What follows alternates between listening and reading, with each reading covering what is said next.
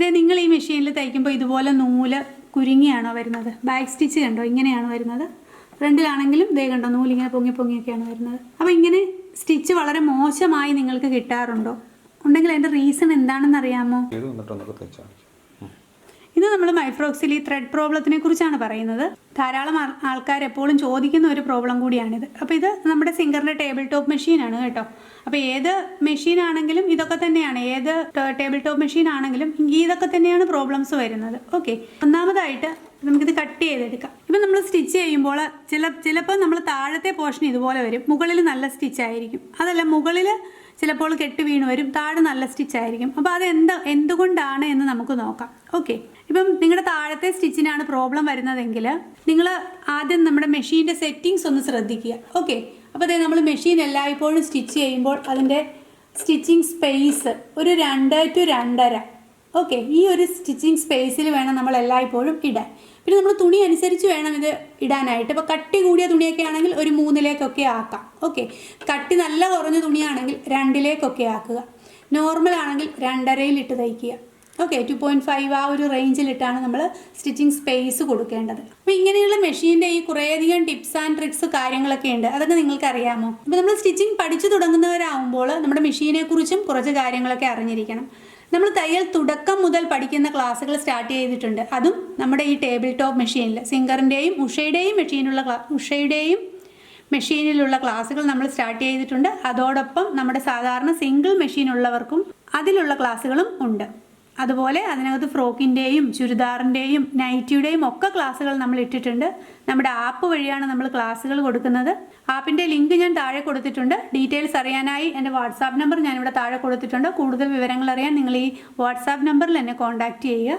ഒരു മെഷീൻ കയ്യിലുള്ളവരാണെങ്കിൽ ഒട്ടും സ്റ്റിച്ചിങ് അറിയില്ലെങ്കിൽ പോലും നമ്മുടെ ക്ലാസ്സുകൾ കണ്ടാൽ നിങ്ങൾക്ക് തീർച്ചയായിട്ടും ഫ്രോക്കും ചുരിദാറും ഒക്കെ സ്റ്റിച്ച് ചെയ്യാൻ പറ്റും. അപ്പോൾ എല്ലാവരും നമ്മുടെ ആപ്പ് ഇൻസ്റ്റാൾ ചെയ്യുക. അപ്പോൾ ഞാനിപ്പോൾ ഇതിനെക്കുറിച്ചല്ലേ പറഞ്ഞുകൊണ്ടിരുന്നത്. അപ്പോൾ അത് നമുക്ക് കണ്ടിന്യൂ ചെയ്യാം. സ്റ്റിച്ചിങ് സ്പേസ് നമ്മളെപ്പോഴും ഞാൻ പറഞ്ഞല്ലോ 2 to 3 വെക്കുക. അതിനുശേഷം പ്രത്യേകം ശ്രദ്ധിക്കേണ്ട ഒരു കാര്യമാണ് നമ്മുടെ ടെൻഷൻ. ഇതാണ് നമ്മുടെ ടെൻഷൻ. കണ്ടോ, ടെൻഷൻ വീൽ എന്ന് പറയുന്ന ടെൻഷൻ അഡ്ജസ്റ്റ് ചെയ്യുന്ന നോബ് ഇതാണ്. ഓക്കെ, അപ്പോൾ ഈ ടെൻഷൻ എപ്പോഴും 3 വെക്കുക. 3 to 4, അതിനപ്പുറത്തേക്ക് പോകണ്ട. ഇത് ഇങ്ങോട്ട് വരും കണ്ടോ, 0 വരെയുണ്ട്. അതുപോലെ ഇത് ഇങ്ങോട്ടേക്ക് 9 വരെയും ഉണ്ട്. അപ്പോൾ നമുക്കിതൊന്നും അല്ല വേണ്ടത്. നമ്മുടെ നോർമൽ സ്റ്റിച്ചിങ്ങിന് വേണ്ടത് 3 to 4, മാക്സിമം അവർ 5 വരെ പറയുന്നുണ്ട്. എന്നാലും 3 to 4 ഇട്ടാൽ മതി. 3 ഇട്ടാൽ മതി നമ്മുടെ സ്റ്റിച്ചിങ് ഒക്കെ കറക്റ്റായിട്ട് കിട്ടാൻ വേണ്ടിയിട്ട്.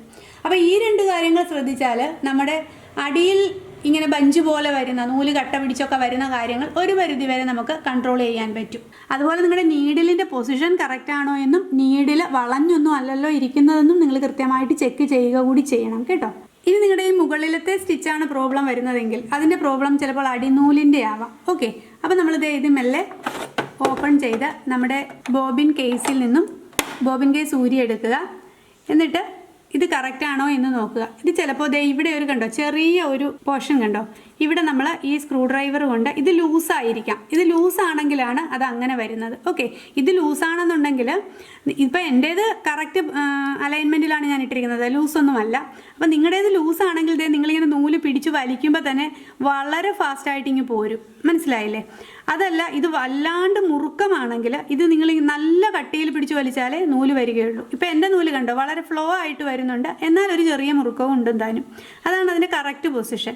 അപ്പോൾ ആ പൊസിഷനിലായിരിക്കണം നമ്മുടെ ഈ ബോബിൻ കേസിൻ്റെ ഈ സ്ക്രൂ ഇരിക്കേണ്ടത്. കണ്ടോ, മനസ്സിലായത്? ഈ പോർഷൻ. അപ്പോൾ ഇത് ലൂസാണെന്നാണ് നിങ്ങൾക്ക് തോന്നുന്നതെന്നുണ്ടെങ്കിൽ ഇതുപോലെ ചെറിയൊരു സ്ക്രൂ ഡ്രൈവർ ഉപയോഗിച്ചിട്ട് ഇത് ടൈറ്റ് ചെയ്യുക. ഈ പോർഷൻ ഇങ്ങനെ ടൈറ്റ് ചെയ്ത് കൊടുക്കുക. അതേ കണ്ടോ, ഇവിടെ കണ്ടോ, ഇങ്ങനെ ഈ ഭാഗം ടൈറ്റ് ചെയ്ത് കൊടുക്കുക. അതെല്ലാം നല്ല ടൈറ്റാണ്. ഈ നൂല് പിടിച്ച് വലിച്ചാലൊക്കെ വരാൻ ബുദ്ധിമുട്ടാണെന്നുണ്ടെങ്കിൽ വളരെ ചെറുതായിട്ടൊന്ന് ലൂസാക്കി കൊടുക്കുക. എന്നിട്ട് നിങ്ങളിതിങ്ങനെ ഈ നൂലിങ്ങനെ വലിച്ചു നോക്കുക കറക്റ്റ് ആണോ എന്നുള്ളത്. നിങ്ങൾക്ക് വലിക്കുമ്പോൾ അത് മനസ്സിലാവും.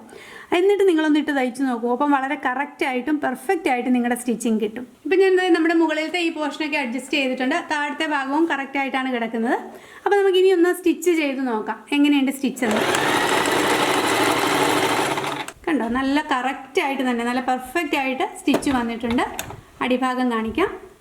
അടിയിലത്തെ സ്റ്റിച്ച് കണ്ടോ വന്നിരിക്കുന്നത്, കണ്ടോ എന്ത് ഭംഗിയായിട്ടാണ് വന്നിരിക്കുന്നതെന്ന് കണ്ടോ. അപ്പോൾ ഈ വളരെ ചെറിയ 2-3 കാരണങ്ങളാണ് പ്രധാനമായിട്ടും ഇതുപോലെ നൂല് കട്ട പിടിക്കാൻ കാരണം. വേറെയും കുറച്ച് കാരണങ്ങൾ കൂടിയൊക്കെ ഉണ്ട് കേട്ടോ. അത് ഇപ്പം നമ്മളിത് ഇവിടെ ഒക്കെ ക്ലീൻ ചെയ്യുക, ഇവിടെ അഴിച്ചൊക്കെ കാണിക്കുക എന്നൊക്കെ ഉള്ളതാണ്. അത് നമുക്ക് മറ്റൊരു ക്ലാസ്സിൽ പറയാം. അപ്പോൾ വളരെ നിങ്ങൾക്ക് എളുപ്പം ചെയ്യാൻ പറ്റുന്ന കാര്യങ്ങളാണ് ഇതൊക്കെ.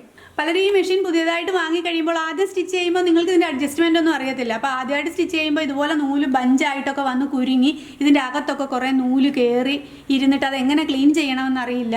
അങ്ങനെയൊക്കെ പറഞ്ഞിട്ട് മെഷീൻ തന്നെ മാറ്റി വെച്ചിട്ടിരിക്കുന്ന ആൾക്കാരും ഉണ്ട്. ഒത്തിരി പേര് എനിക്ക് കമൻറ്റ് ചെയ്യുകയും ഒക്കെ ചെയ്യാറുണ്ട് എന്ത് ചെയ്യണം എന്ന് ചോദിച്ചിട്ട്. അപ്പോൾ ഇതുപോലെയുള്ള വളരെ ചെറിയ ടിപ്സും ട്രിക്സും ഒക്കെ ഉപയോഗിച്ച് നമുക്ക് നമ്മുടെ മെഷീൻ നല്ല ഭംഗിയായിട്ട് സൂക്ഷിക്കുകയും സ്റ്റിച്ച് ചെയ്യുകയും ചെയ്യാം. അപ്പോൾ തയ്യൽ ആദ്യം മുതൽ പഠിക്കാനും അതല്ല ചുരിദാറോ ഫ്രോക്കോ ഒക്കെ മാത്രം പഠിക്കാനും ആഗ്രഹമുള്ളവർ നമ്മുടെ ക്ലാസ്സിൽ ജോയിൻ ചെയ്യുക. അടുത്ത വീഡിയോയിൽ കാണാം. ബൈ.